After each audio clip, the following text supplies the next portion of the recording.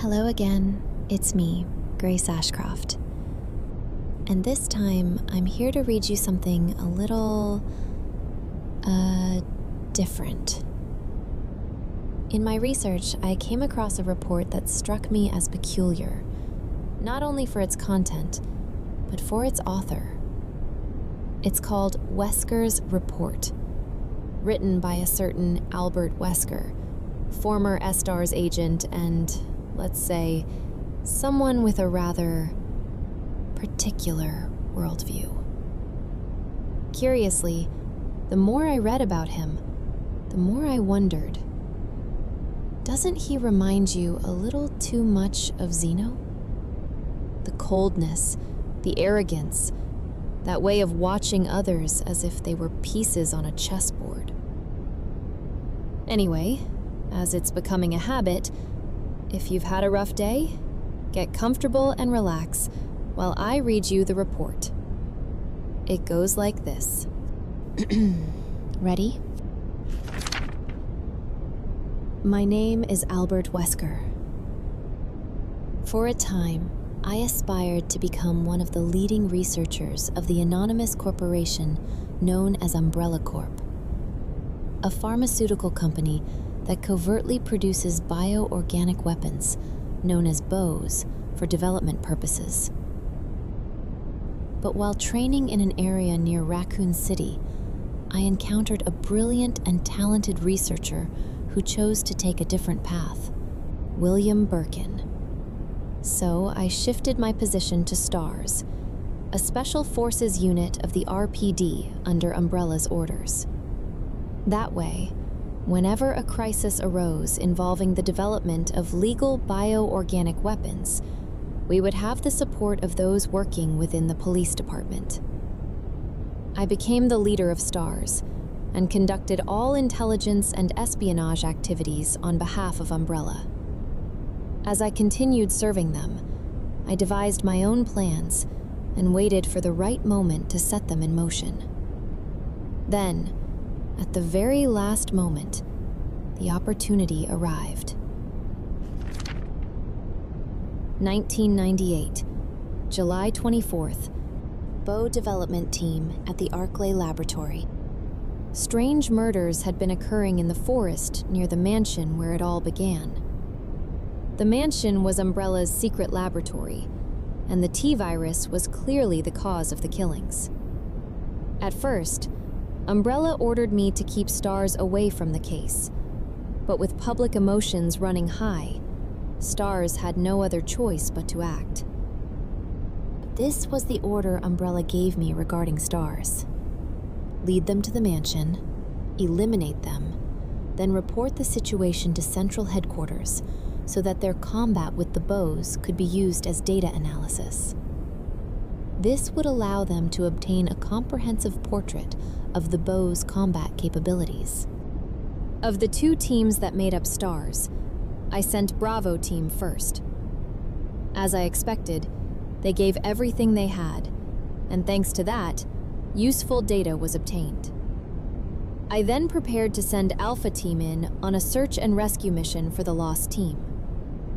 Alpha Team members also demonstrated their skills, and as expected, many casualties followed.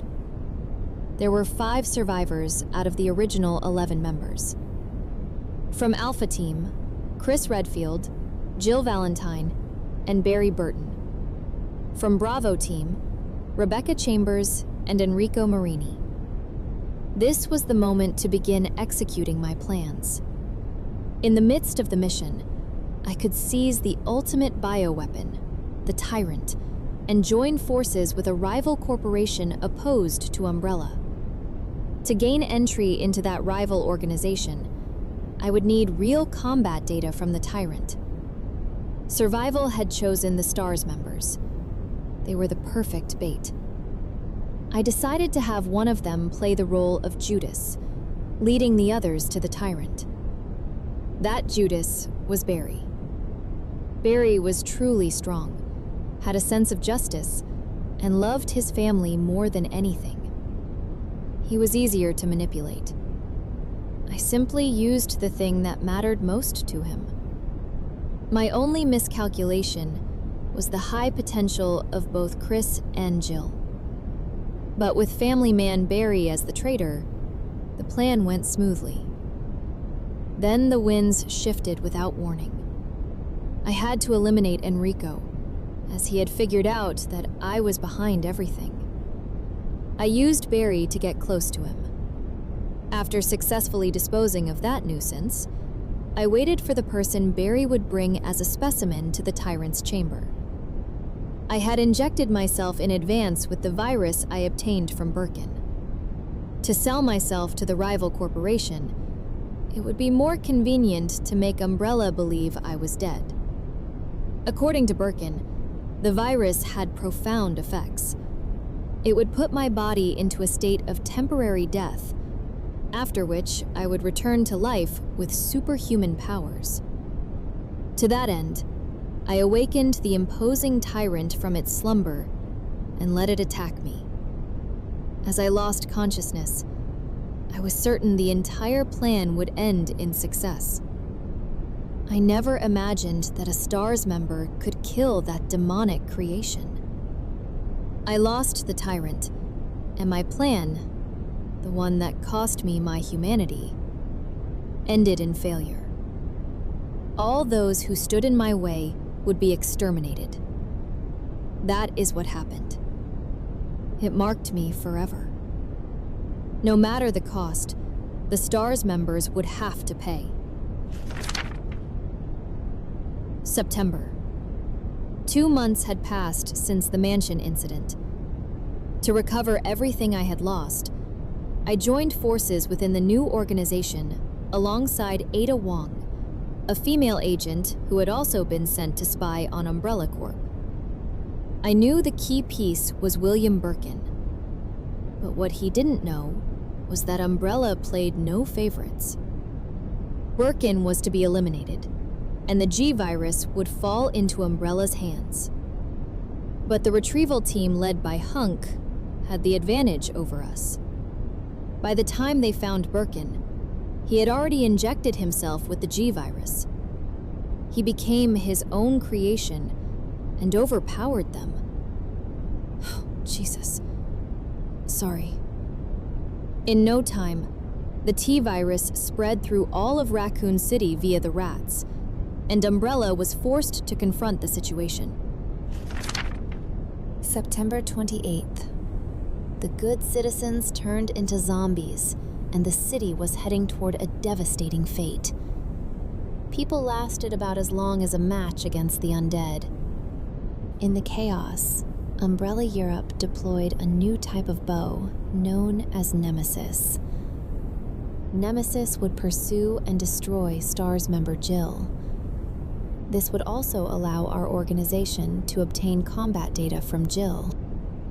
September 29th. To cover everything up, Umbrella sent a tyrant to eliminate Leon and Claire, who were attempting to expose their secrets. Then came a piece of news of great significance. Birkin had hidden the findings of his research inside his daughter Sherry's pendant. It was highly possible that the G-Virus was stored there.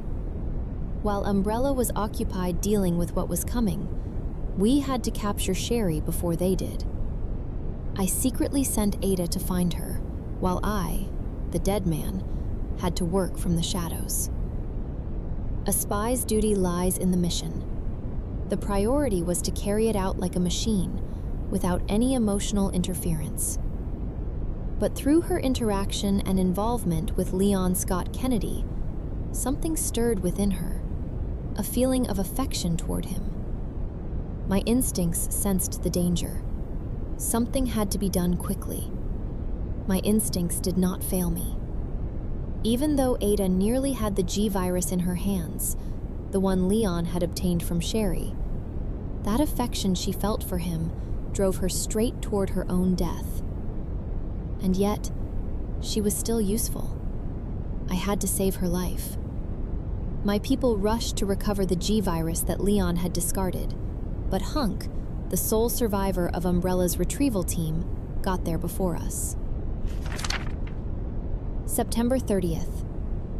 Our only option was to retrieve Birkin, the monster, as a specimen sample, and have him finish off Leon and Claire in order to obtain their combat data.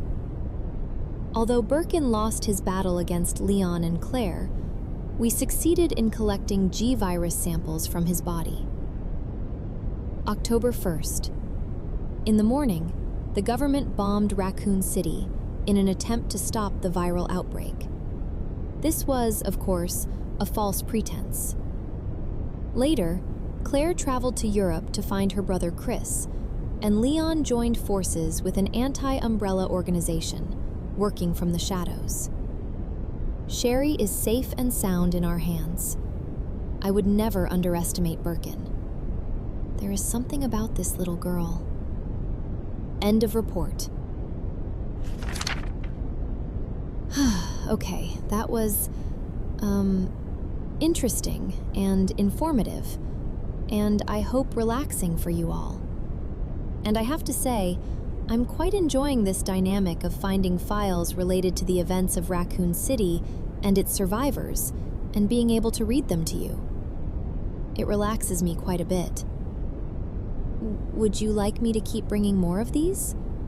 Let me know in the comments.